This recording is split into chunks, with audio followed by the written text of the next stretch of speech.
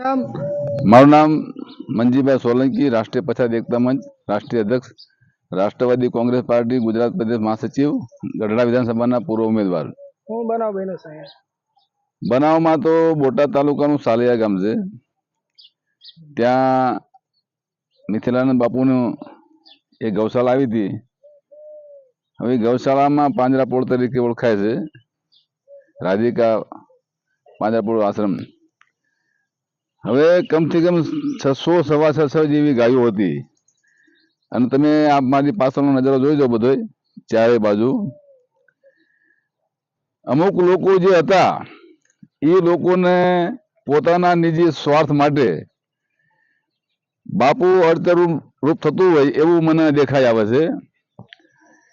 અને જે લોકો 40 45 કે 50 વર્ષ ત્યાં રહેતા હોય, અહીંયા સોલાર સિસ્ટમ ઊભી કરી હોય, 10 kV નું ગોબર ગેસનો આખો પ્લાન્ટ ઉભો કર્યો હોય, આટલા મોટા ઝાડ ઉભા કર્યા હોય, અને 650 જેવી ગાયો નું પાલન પોષણ કરતા હોય, લંગડી લોલી જે બીમાર ગાયો હોય, માર વાગેલો હોય એવી ગાયોના હાચવી અને સેવા કરતા હોય. પાછળ પોતરા દાદાનું મંદિર છે, જે પોતાને હિન્દુ ગણાવતા લોકોને માટે શરમની વાત છે. પોતરા દાદાને મંદિરને પણ બક્ષવામાં આવ્યું નથી.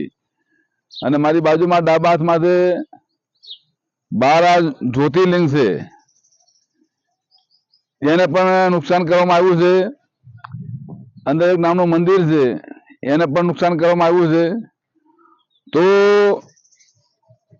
મને સમજમાં આવતું નથી, હિન્દુઓની સરકાર કહેવાતા કે આ દેશમાં હિન્દુઓની સરકાર છે, અમે હિન્દુ રાષ્ટ્ર ઘોષિત કરશું, તો આ બાપુ તો પોતે હિન્દુ છે અને ગૌ માતાને રાષ્ટ્રમાતા ઘોષિત કરવા વાળા લોકો, તો આ તો ગૌશાળા હતી. તમારી હેસિયત નથી 5 ગાયો પાલવવાની. આ બાપુ 125 600 જેટલી ગાયો પાલવતા અહીંયા, એ તમે ગૌશાળા તોડી નાખી છે. તો આમાં કોણ હિન્દુ છે? હિન્દુત્વના નામ પર કોણ દોડે છે? કલેક્ટર સાહેબે ઓર્ડર કર્યો, પ્રાંત સાહેબે ઓર્ડર કર્યો, મામલતદારે ઓર્ડર કર્યો. આટલા વર્ષોથી ચાલતી ગૌશાળા એને સરકાર ફંડ ફાળો પણ આપતી હતી, અને તે પછી વગર વિચારે તોડી નાખવામાં આવે. આ સારું ન કહેવાય. આ ઝાડવું હર વર્ષે કમથી કમ 2 થી સવા 2 લાખનું ઓક્સિજન આપે છે. એવા અહીંયા 150-200 ઝાડવા બાપુએ ઉછેર્યા છે, જે બોટાદની જનતાને ઓક્સિજન પૂરું પાડતી હોય, ગાય પણ ઓક્સિજન આપતી હોય છે. એટલે જે લોકોએ ષડયંત્ર રચી અને આ ગૌશાળાના જે તોડી છે, કમથી કમ 4.5 થી 5 કરોડ તમે મારી પાછળ જો બધું આ બધું નુકસાન છે. આ જો આમાંથી જેટલો કાટમાળ હતો બધું લઈને ભાગી ગયા છે, બેલા લઈને ભાગી ગયા છે. લોખંડ હતું, માથે ગેરમાનીના પતરા હતા. આ બધું બતાવો પાછળ. આ બધું જો કોઈ પણ વસ્તુ નથી. તો હિન્દુત્વની નામ પર બનેલી સરકારને પણ વિચારવું જરૂરી છે કે સાધુ સંતને મદદ કરવી જોઈએ, એને સતાવવા ના જોઈએ. જે સાધુના વેશની માલપા જો ગાયોની સેવા કરતા હોય, આટલા જો વૃક્ષો અહીંયા રોપણ કરી અને પર્યાવરણનું જો જતન કરતા હોય તો એવા લોકોને મદદ કરવી પડે. પણ આ સરકાર જે રહી કોની છે અમને ફિટ થતી નથી. એટલે સાબિત થાય આ સરકાર જે રહી એ માત્ર ને માત્ર ઉદ્યોગપતિ અને ગુંડાઓની સરકાર છે.